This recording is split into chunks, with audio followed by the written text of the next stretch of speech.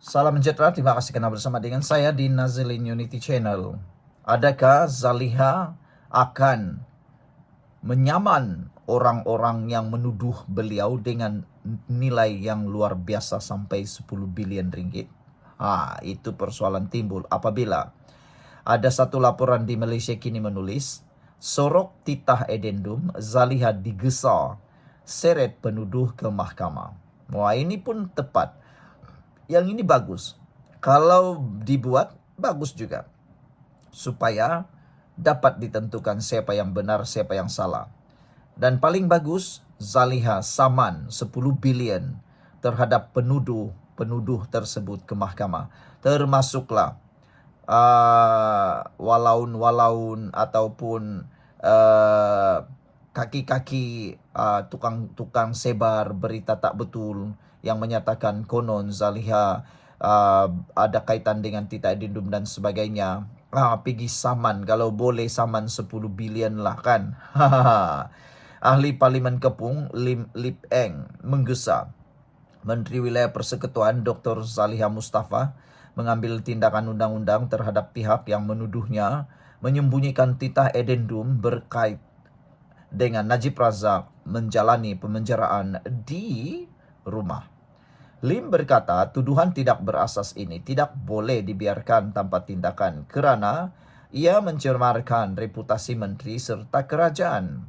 Katanya, mahkamah boleh menyelesaikan isu edendum ini sekaligus jika pihak-pihak berkaitan dipanggil untuk memberi keterangan. Menurut Lim, tuduhan palsu itu telah mencemarkan nama baik Zaliha dan mencabar integriti kerajaan. Zaliha harus mempertimbangkan tindakan undang-undang termasuk saman fitnah terhadap individu atau pihak yang terlibat dalam menyebarkan tuduhan tidak berasas tersebut. Ini penting untuk melindungi reputasinya dan memastikan kebenaran ditegakkan, katanya lagi.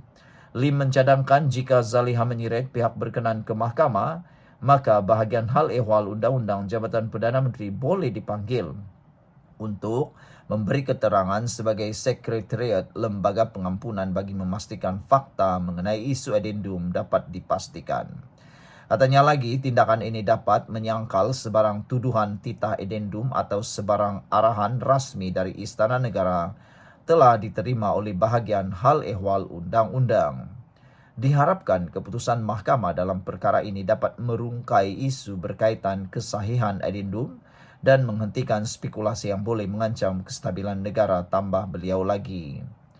Zaliha merupakan ahli lembaga pengampunan wilayah persekutuan yang bermesyuarat pada 29 Januari 2024 dan memberikan pengampunan berupa pengurangan hukuman kepada Najib atas sabitan salah guna kuasa, pecah amanat jenayah dan pengubahan wang haram dalam kes SRC internasional melibatkan 42 juta ringgit. Hukuman bekas Perdana Menteri itu dikurangkan daripada 12 tahun penjara dan denda 210 juta kepada 6 tahun penjara dan denda 50 juta ringgit. Najib dan penyokongnya mendakwa bekas yang di-Pertuan Agong Sultan Abdullah Sultan Ahmad Shah yang mempengerusikan mesyuarat pengampunan lembaga pengampunan telah melampirkan satu titah tambahan yang mengarahkan bekas Perdana Menteri itu menjalani baki hukuman penjara di bawah tahanan rumah. Minggu lalu, Mahkamah Rayuan membenarkan rayuan Najib terhadap keputusan Mahkamah Tinggi yang menolak permohonannya untuk semakan kehakiman bagi memaksa kerajaan mengesahkan kewujudan titah edendum tersebut dan melaksanakannya. Pasukan Peguam Najib menyerahkan sepucuk surat dari Istana Pahang yang mengesahkan kewujudan titah edendum untuk menyokong rayuannya. Sejak itu, ahli politik UMNO, PAS dan Bersatu menuduh kerajaan serta pegawai berkaitan termasuk Zaliha bersubahat untuk menyembunyikan edendum tersebut. Tuduhan itu telah dinafikan menteri itu dengan tegas termasuk pembantunya membuat laporan polis.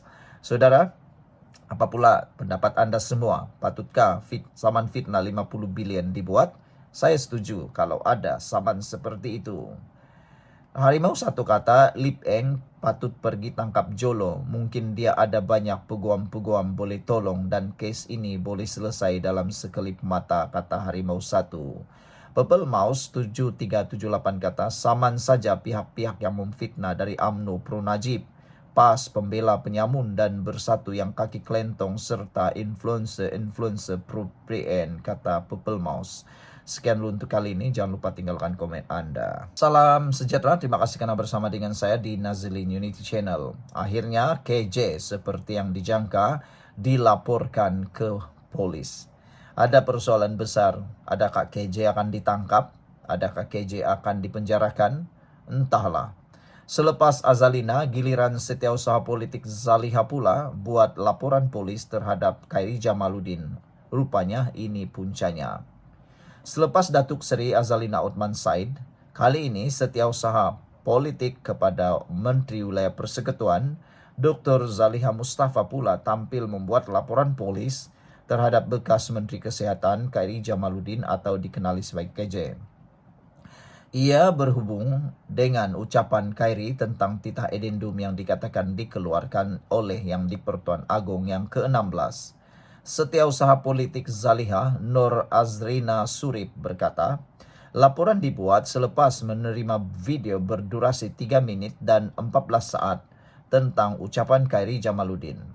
Bekas ahli Parlimen Rembau itu mendakwa, Zaliha sewajarnya tahu mengenai titah edendum walaupun ia tidak dibincangkan dalam lembaga pengampunan.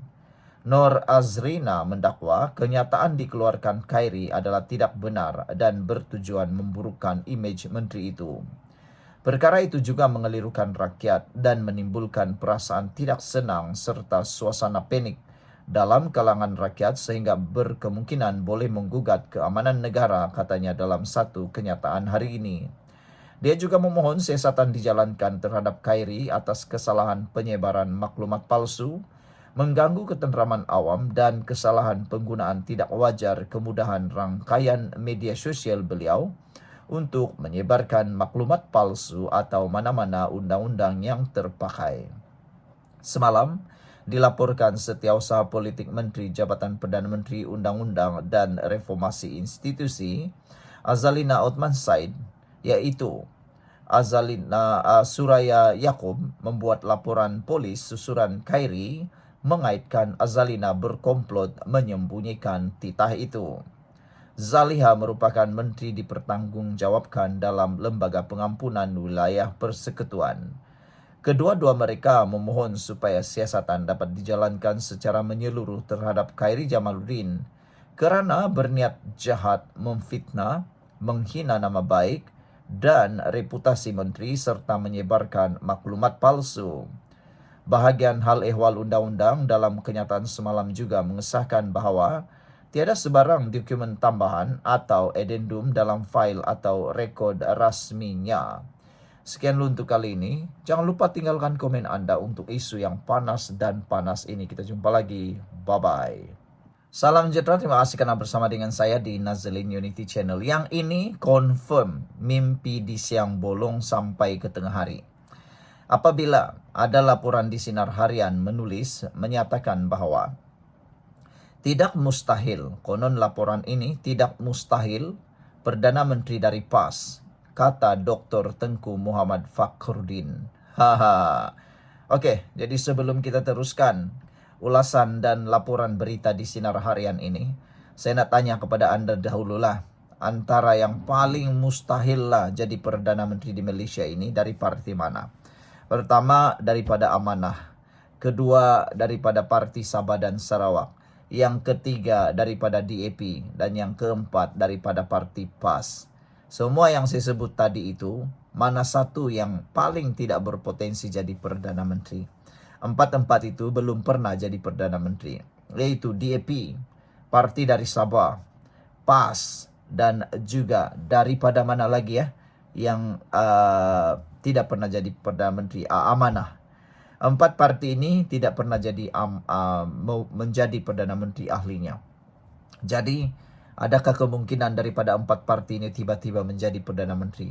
Yang pastinya DAP mungkin sama sekali tidak. Tapi jangan silap, dalam DAP pun ada ahli Islam Melayu Islam.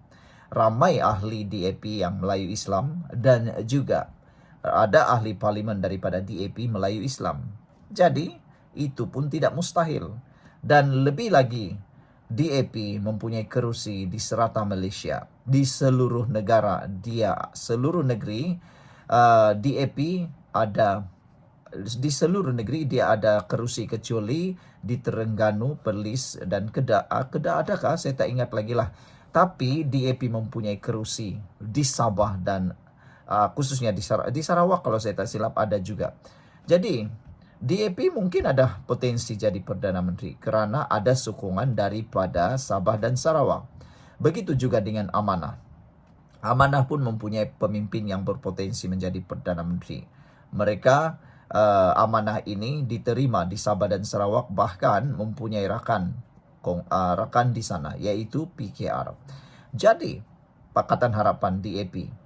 Jadi sekarang ini nak tanya, bolehkah PAS menjadi Perdana Menteri? Bila agaknya PAS boleh jadi Perdana Menteri?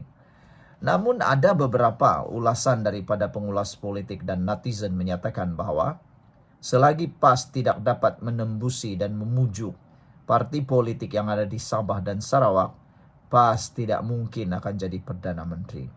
Selagi PAS masih lagi bermain dengan politik ekstrim, selagi itulah dia tidak akan dapat jadi Perdana Menteri. Tapi inilah pandangan daripada ahli PAS. Tidak mustahil Perdana Menteri daripada PAS katanya. Tapi ada netizen kata, entahlah, selagi tiada sokongan dari cukup kerusi, jangan mimpilah, kata mereka. Pemuda PAS mengakui parti itu memiliki calon yang mampu memenuhi kriteria serta syarat-syarat sekaligus membolehkannya memegang jawatan Perdana Menteri. Ahli Jawatan Kuasa Dewan Pemuda PAS Terengganu, Dr. Tengku Muhammad Fakhruddin Tengku Fauzi berkata, ia diperkukuhkan dengan ciri-ciri kepimpinan bijak, strategi berkesan dan kerjasama erat bersama berbagai pihak. Dalam lanskap politik Malaysia yang dinamik, persoalan sama ada ahli politik PAS boleh menjadi Perdana Menteri sering menjadi omokan dan perbincangan dalam kalangan parti lawan dan komponen. Untuk memahami kemungkinan ini, kita perlu meneliti beberapa perkara utama yang diperlukan untuk memegang jawatan dalam kerajaan Malaysia, katanya. Itu pun tepat apa yang dia cakap, tapi di Malaysia ini juga palinglah tepat sekali ialah bukan karena kebijaksanaan dia, tetapi cukupnya kerusi di parlimen.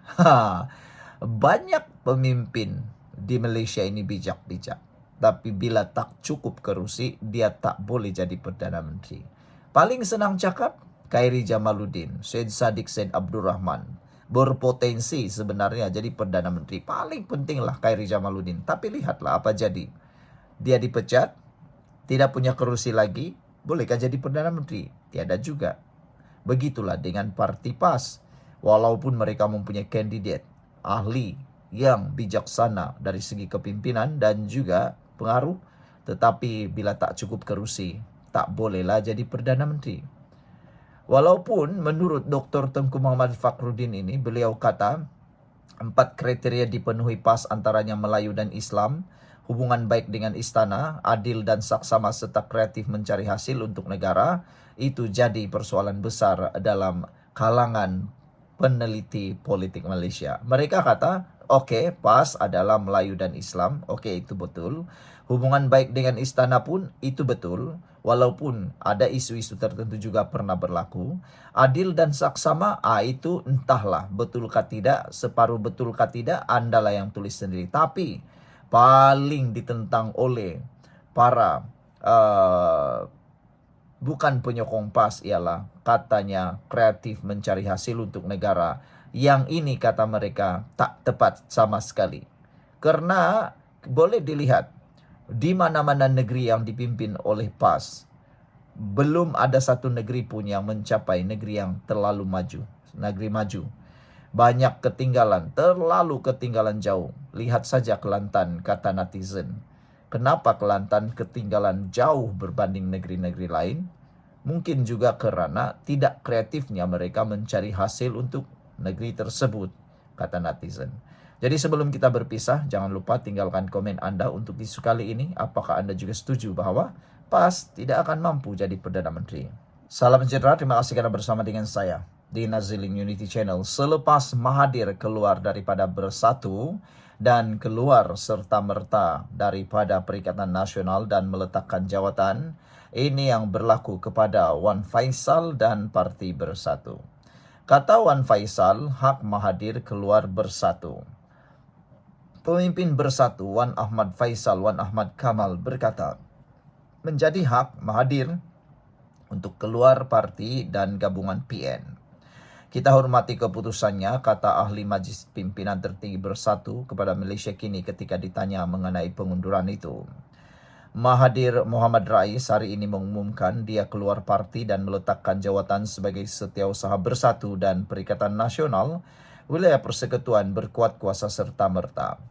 Ada netizen menyatakan bahwa, apa kata selepas Mahathir Rais ini keluar daripada Parti Bersatu, kalau Wan Faisal juga keluar daripada Parti Bersatu, kata mereka.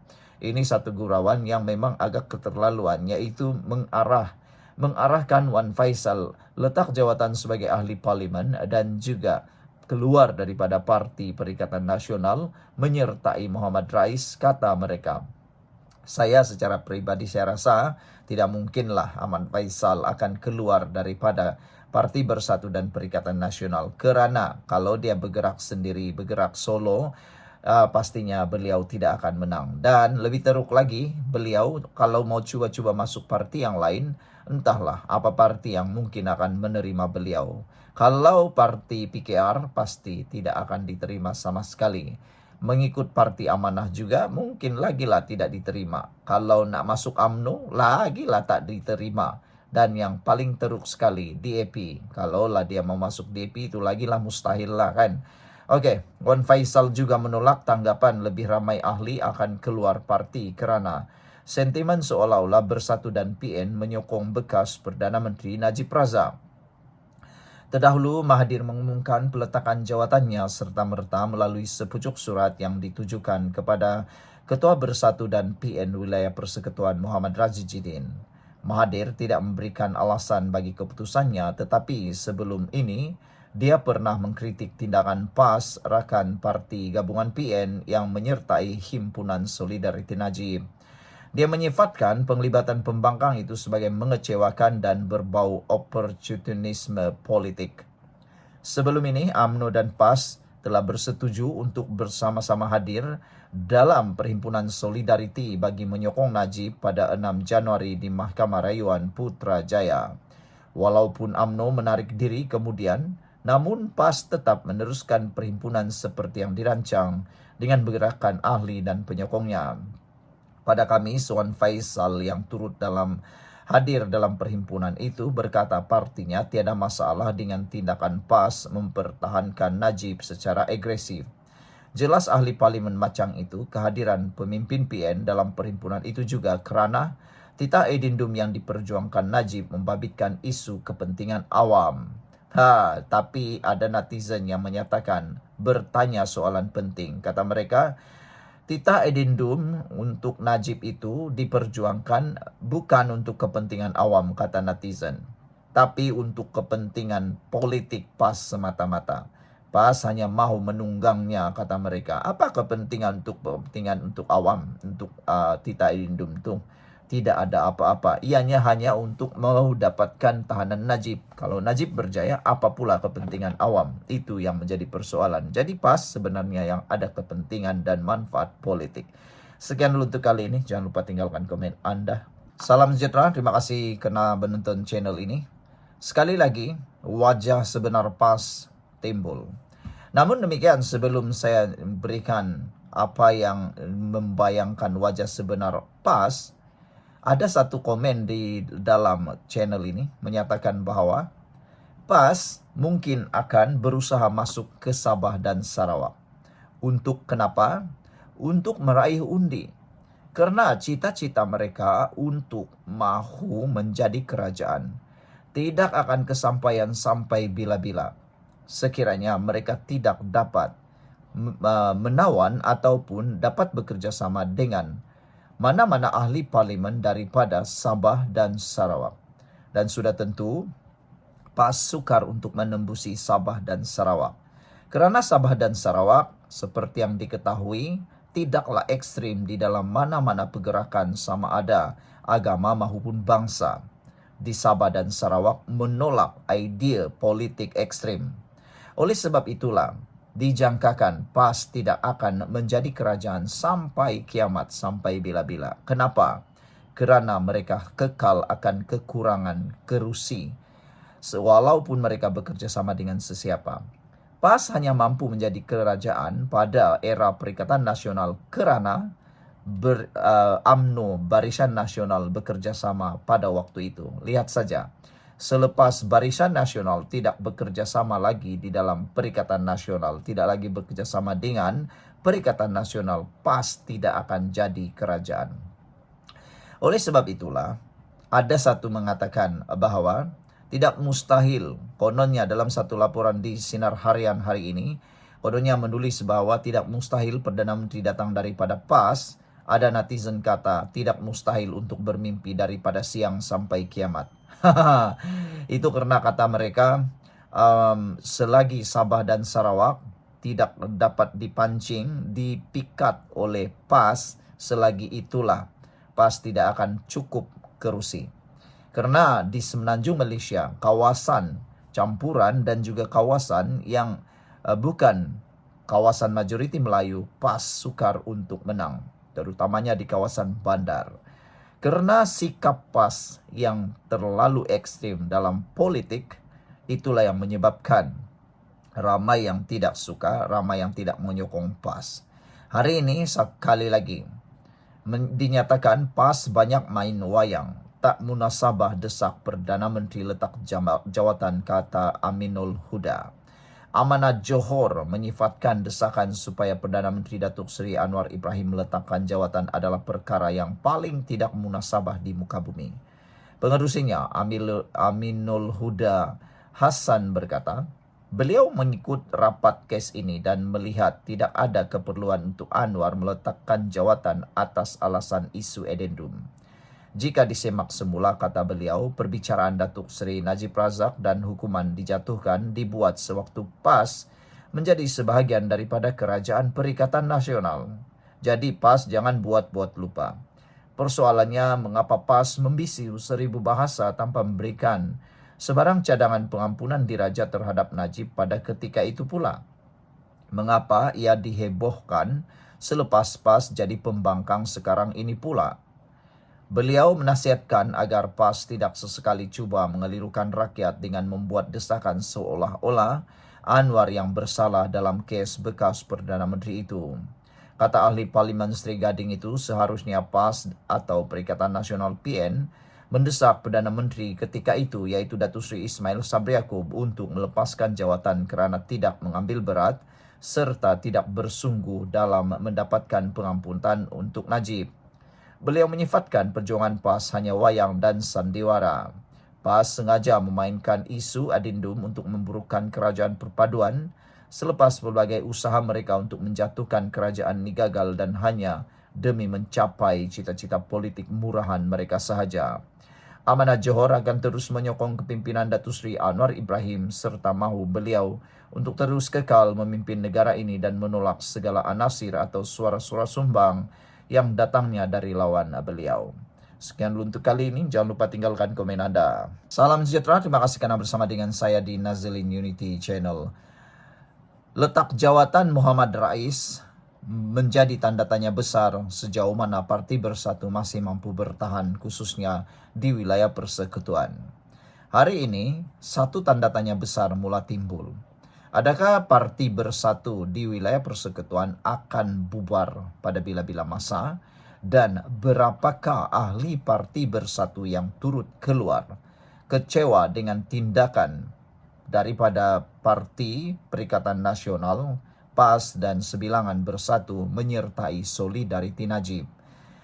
Salah satu sebab Mahathir Rais keluar daripada Parti Bersatu ialah ketidaksetujuan beliau terhadap tindakan parti itu menyertai Solidariti Himpunan Najib. Oleh sebab itulah, tidak mustahil akan ada berduyun-duyun yang akan menyertai keluar daripada Parti Bersatu itu selepas Mahathir Rais keluar daripada Parti Bersatu dan Perikatan Nasional. Namun demikian, hari ini satu kenyataan telah dinyatakan, sama ada benar atau tidak, kita pun tak tahu. Kita tunggulah sama ada ianya betul, bergantung kepada masa dan waktu sahaja. Menurut laporan di FMT, tak ada ahli ikut Mahathir Rais, kata pemimpin Bersatu Wilayah Persekutuan. Mahathir Rais keluar Bersatu yang sebelum ini lantang mengkritik pembabitan Parti Bersatu pada Himpunan Solidariti Najib Razak. Pemimpin bahagian Bersatu Wilayah Persekutuan yakin tiada ahli lain menuruti jejak Mahathir Rais yang sebelum ini lantang menentang Himpunan Solidariti Najib Razak. Hari ini, Mahathir yang juga bekas Ketua Bersatu Segambut menegaskan melepaskan jawatan Setiausaha Bersatu dan Perikatan Nasional PN Wilayah Persekutuan berkuat kuasa serta-merta. Katanya kepada FMT, beliau memberi alasan bahawa perjuangan sudah tidak selari menjadi sebab tindakannya itu. Penyandang timbalan Ketua Bersatu Wilayah Persekutuan Muhammad Badrul Ezan berkata, pihaknya menghormati hak Mahathir meninggalkan parti, namun ia tidak sampai menjejaskan Bersatu secara keseluruhan, kata beliau lagi. Sebelum ini, dalam kalangan kepimpinan Bersatu Wilayah Persekutuan, tiada pergolakan antara kami. Hubungan baik sahaja dan kami tahu beliau umum keluar parti hanya melalui kenyataan media sahaja. Tindakan beliau keluar parti tidak menjejaskan Bersatu Wilayah dan kita akan terus bergerak ke depan. Bagi persiapan PRU akan datang, kita juga baru sahaja lepas adakan pemilihan parti dan di wilayah ini, majoriti ketua bahagian dari kalangan muka baharu dari berbagai latar belakang, katanya kepada FMT. Sementara itu, Ketua Bersatu Segambut Dr. Nur Izzah Norma meluahkan rasa kecewa susulan keputusan dibuat Mahathir. Saya selaku ketua di Segambut amat kesal dengan keputusan yang telah diambil. Namun setelah segala keputusan dan kenyataan beliau tidak mencerminkan pandangan bahagian secara keseluruhannya, kata beliau lagi. Bersatu Segambut mengambil pendekatan kekal bersama dengan kepimpinan Bersatu Malaysia. Terdahulu Mahathir dalam surat dihantar memaklumkan keluar parti kepada Radzi Jidin sebagai penyandang jawatan Ketua Bersatu Wilayah Persekutuan.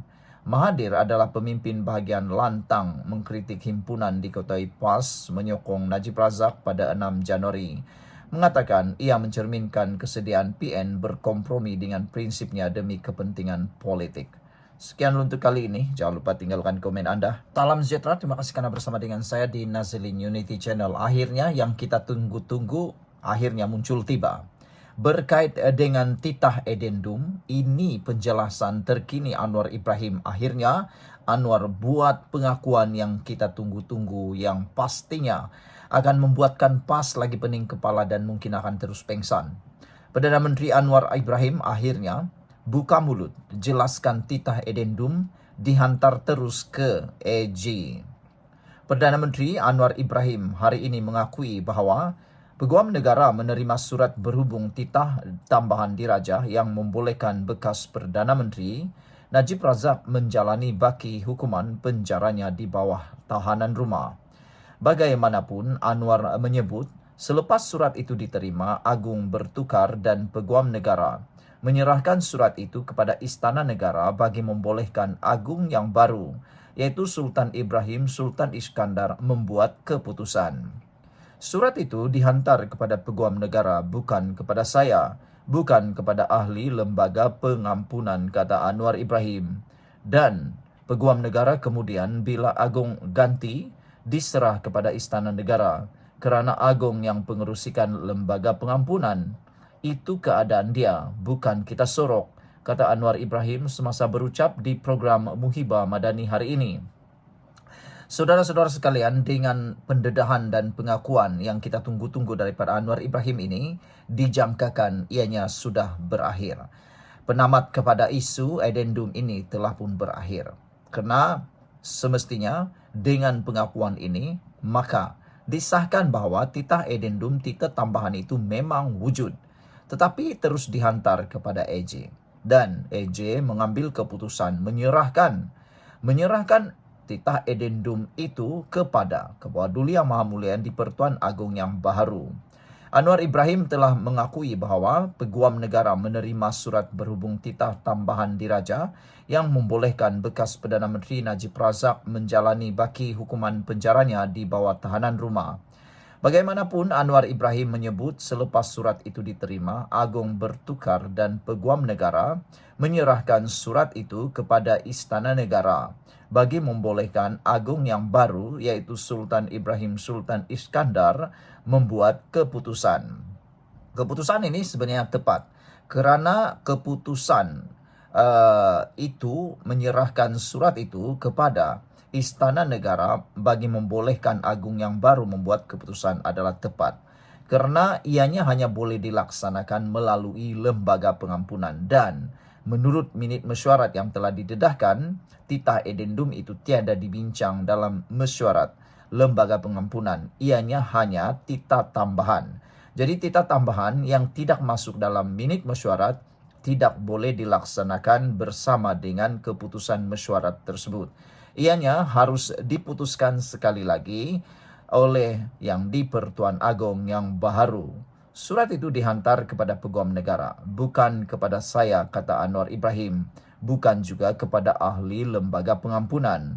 Oleh sebab itulah, ahli lembaga pengampunan tiada yang tahu, hanya AG yang tahu, dan AG akhirnya kemudian bila Agong mengganti diserah kepada Istana Negara kerana Agong yang mempengerusikan lembaga pengampunan. Itu keadaan dia, bukan kita sorok, kata Anwar semasa berucap di program Muhibah Madani hari ini. Jadi semua yang sudah dinyatakan ini adalah selaras dengan arahan daripada Istana Negara baru-baru ini supaya permohonan untuk pengampunan baharu Najib perlu dibuat melalui lembaga pengampunan, bukan melalui mahkamah. Jadi sudah terang lagi bersuluh, UMNO harus membuat atau Najib harus membuat permohonan pengampunan baharu melalui lembaga pengampunan dan bukan melalui mahkamah. Sekian untuk kali ini. Jangan lupa tinggalkan komen Anda.